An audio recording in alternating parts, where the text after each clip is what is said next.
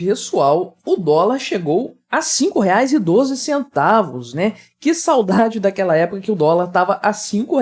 Pois é, fiz um vídeo poucos dias atrás falando sobre isso, que o dólar voltou à casa dos R$ 5, mas isso, meu amigo, ficou no passado. A disparada segue firme e o céu é o limite, ao que parece, para a cotação do dólar. Tudo bem, tem um monte de questões globais que estão impactando sério nisso aqui. Até a própria questão lá do Irã, você sabe, quando tem alguma repercussão negativa internacional, todo mundo corre para o dólar, né? De forma geral, mas isso é uma tendência que tem se mantido aí há algum tempo e, de fato, né, a gente tem que considerar o fator interno aqui no Brasil, que já tem pesado nas questões econômicas há algum tempo e certamente está pesando nessa aqui também. Vamos dar uma olhada nesses números aqui no valor do dólar, o que está puxando ele tanto para cima e se esse cenário é plenamente reversível. Vamos tratar desse tema, mas antes não se esqueça, deixe o seu like e o seu comentário aqui neste vídeo, se inscreva no meu canal se você ainda não for inscrito, considere se tornar membro patrocinador do meu trabalho com valores a partir de R$ 1,99 por mês, você me ajuda bastante dessa forma. Pode ter certeza disso, né? Então, fechou o dia de hoje, dia 12 de abril, sexta-feira, dia que eu estou gravando esse vídeo, com o dólar a R$ 5,12, né? O dólar turismo 5,33. Não tá fácil viajar para fora do Brasil, realmente, com esses números aqui, né? E esse é o maior patamar em quase 6 meses. Estamos revertendo um cenário de quedas em um semestre de quedas praticamente, e de fato há um movimento, né, uma tendência de subida no valor do dólar que tem sido percebida aí nas últimas sessões de negociação da moeda aí e tudo mais, né? Então, qual que é o grande problema aí dessa história, né? Tem a cotação aqui do dólar comercial, do dólar turismo, sempre tem uma diferença aqui e tudo mais, mas veja, portanto, o quanto aí que realmente a coisa caminhou, digamos assim, no dia de hoje. O dólar chegou a bater aqui quase 5,15 na sua máxima, caía um pouquinho no final do dia, mas ainda assim, muita grana, de fato, está valendo o dólar aí, né? E outras moedas também estão perdendo valor frente ao dólar nessa semana. Essa é uma verdade, conforme eu disse, o grande fator aqui é geopolítico mesmo, é internacional, é uma série de incertezas, né? Primeira delas, do ponto de vista econômico, os dados lá dos Estados Unidos, principalmente relacionados à inflação, dão a entender que o ritmo de corte de juros por parte do Fed vai ser mais lento.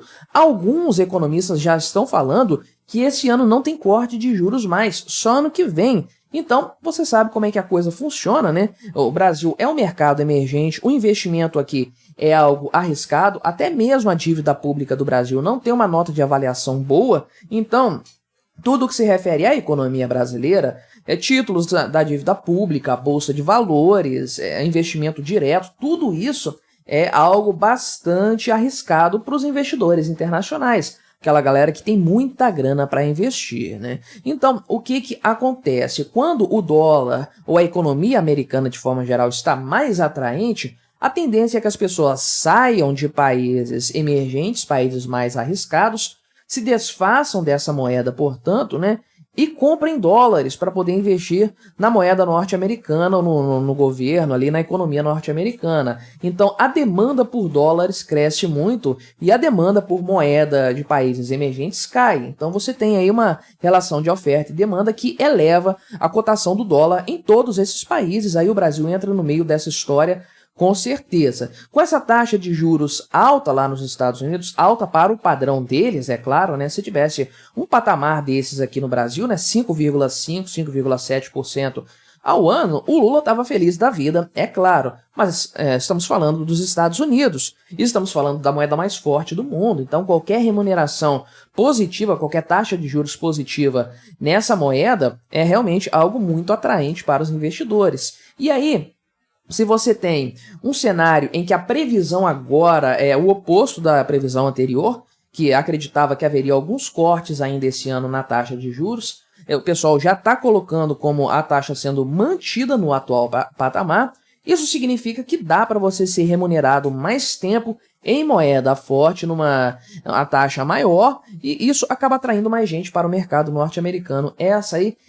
Esse é o grande ponto de fato que acaba elevando o preço do dólar, né? Mas não apenas isso, a questão do desenrolar dos conflitos aí, né? A guerra entre a Rússia e a Ucrânia continua ali indefinida há mais de 2 anos, né? Então a coisa não parece que está perto de acabar, inclusive, isso é uma tendência que vai continuar. E aí você tem a situação em Israel, o pessoal estava meio que respirando aliviado, saída de tropas e tudo mais, agora entra o Irã nessa história, meu amigo. E se o Irã atacar Israel, Israel até já falou que vai retaliar caso seja um ataque direto promovido pelo Irã, você vai ter um alastramento desse conflito, dessa situação toda, pelo Oriente Médio, porque o Irã tá lá na ponta, lá, né, para lá do Iraque, então para lá do Golfo Pérsico, é uma ponte muito grande ligando esses dois países aí, numa região produtora de petróleo, uma região que acaba, qualquer conflito que acontece ele acaba impactando o mundo todo. Todo mundo está preocupado com esse cenário. E quando há preocupação com a piora do cenário econômico, com uma guerra que pode arrastar mais países aí para dentro de si e coisas do tipo, as pessoas tendem a ir para locais mais seguros com o seu dinheiro, no caso a economia norte-americana. O Brasil, países emergentes, são mais inseguros, são mais instáveis e não se sabe, inclusive, do lado de quem o Brasil vai estar, né? Eu já vou chegar nesse ponto daqui a pouco, inclusive, que é da política interna brasileira, né? Mas aí o investidor tende a pegar a grana dele, o dinheiro dele, e levar para outro lugar mais seguro.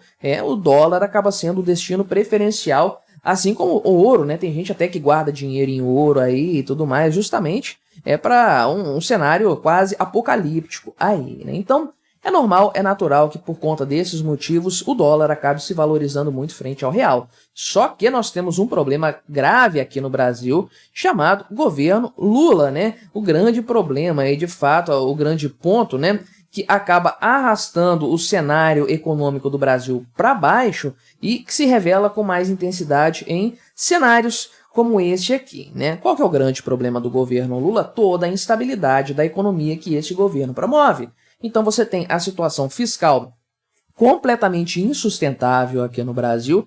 Ninguém sabe para onde a coisa vai, ninguém sabe se a meta fiscal desse ano vai ser mantida ou se vai ser mudada, ninguém sabe se a previsão anterior para a meta de 2025 vai ser mantida. Então, o mercado já conta com um déficit para esse ano, para o ano que vem também, com contas públicas desarranjadas. E toda vez que isso acontece, o prêmio pela dívida de um país tem que ser maior, o país acaba tendo que pagar mais caro justamente por ter uma dívida maior. Isso é uma bola de neve que vai se desenrolando aí e comprometendo a economia do país como um todo. E aí, nesse cenário, o que você tem são pessoas menos interessadas em entrar no Brasil com o seu dinheiro. E aí você tem uma demanda menor pela moeda brasileira, pelos produtos financeiros brasileiros, o dólar fica mais desvalorizado. Ninguém quer essa bomba, né? Pelo menos o pessoal do mundo desenvolvido. E aí, então, você chega numa situação em que o dólar está sendo muito buscado lá fora e a política interna brasileira está jogando o preço do real para baixo. Intervencionismo, empresas brasileiras de grande porte perdendo valor, né? Elas são destino de grande parte do investimento estrangeiro, principalmente a Petrobras e a Vale do Rio Doce. A Vale do Rio Doce não existe mais, né? A Vale. Mas, então, nessa situação, nessas circunstâncias, com esse tipo de interferência, a economia brasileira toda é impactada e o dinheiro foge do Brasil. Se o dinheiro sai do Brasil, a nossa economia fica mais fraca, o real fica mais barato frente a outras moedas, justamente até para atrair mais dinheiro para dentro do país por meio de um investimento agora que fica mais acessível para quem tem dólares, por exemplo, né? E tem aquele contrapé do crescimento econômico do ano passado, da Bolsa de Valores, que atingiu seus máximos aí em novembro e dezembro. Não seus máximos em dólar, eu já trouxe esse gráfico aqui no canal mostrando que o topo da Bolsa de Valores foi em 2015, nós nunca mais nos recuperamos do baque da crise da Dilma Rousseff, né? Mas em reais a Bolsa de Valores atingiu o seu pico, atingiu o seu máximo.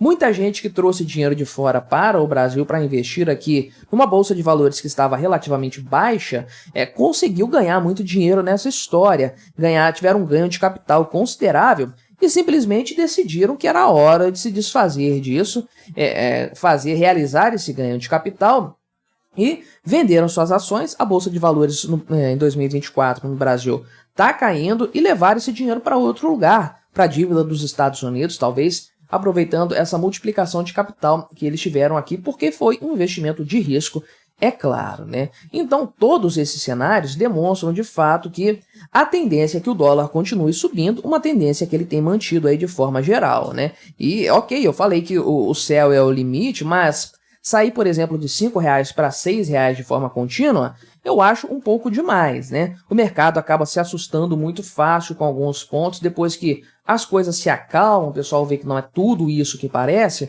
a tendência é que os valores comecem a se ajustar um pouco mais. Então não é o quanto isso aqui vai subir de uma vez, mas sim quando o dólar cair novamente, será que ele vai retomar os patamares antigos, né?